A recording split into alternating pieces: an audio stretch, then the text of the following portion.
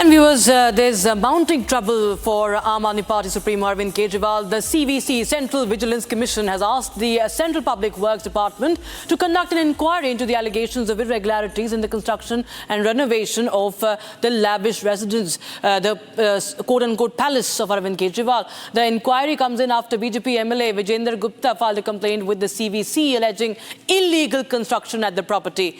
In fact, we are being joined by the complainant and via BJP MLA Vijender Gupta himself.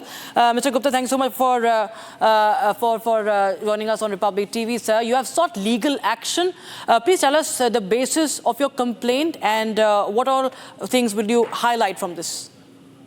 देखिए 14 अक्टूबर 2024 को मैंने complaint की थी, एक लेटर लिखा था सेंट्रल विजिलेंस कमीशन को कि जो kingdom of corruption 6 flag staff road जिसके एडजेसेंट जो है 45 एंड 47 राजपुर रोड और फिर उसके बाद 8A and 8B flag staff road, ये गवर्नमेंट प्रॉपर्टीज हैं, रेजिडेंशियल प्रॉपर्टीज हैं, जिसमें हाई अप जो सरकार के बड़े आला अधिकारी में रहते हैं उनसे खाली कराया गया और ये 10,000 गज का ये प्रेमिसेस था फ्लैग स्टाफ रोड का, जिसको बढ़ा करके 50,000 गज किया गया, अमलगमेशन किया गया इलीगली और बिल्डिंग बायलॉज का पूरा वायलेशन हुआ।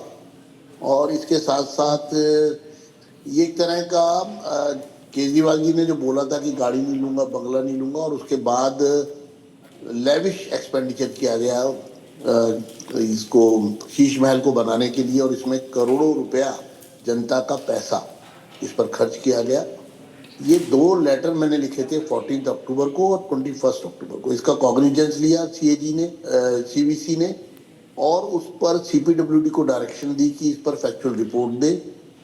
फैक्चुअल रिपोर्ट दी गई सीवीसी को सीपीडब्ल्यूडी द्वारा और उसके बाद सीवीसी ने डिसाइड किया फैक्चुअल रिपोर्ट के बेसिस पर इसकी डिटेल इंक्वायरी होनी चाहिए, इन्वेस्टिगेशन होनी चाहिए। और मुझे ये इन्फॉर्म किया गया सीवीसी द्वारा थर्सडे को।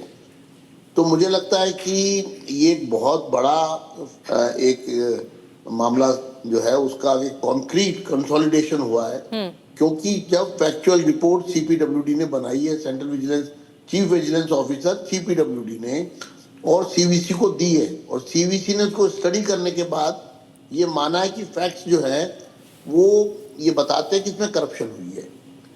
जो लोग, ये मैं कहूँगा ये ड्युअल पर्सनालिटी है आम आदमी पार्टी के लोग, लीडर्स, और इनके कहने में और करने में बहुत फर्क है। इनका मेन मोटिव है करप्शन। और करप्शन के बेसिस पर ही ये 10 साल लोगों को मिसलीड करते रहे, मिसगाइड करते रहे और करप्शन करते रहे। Mr. Vijender Gupta, मैं करता हूँ सीवीसी के इस कदम का जो सीवीसी ने कदम उठाया है। All right. Thank you so much, Mr. Vijender Gupta. That's all the time we have in this segment. Thank you so much for joining us, Republic TV viewers. And that's all we could wrap in this edition of 6 Stories at 6. We'll be right back with more news on the other side. Don't go anywhere. Thank you.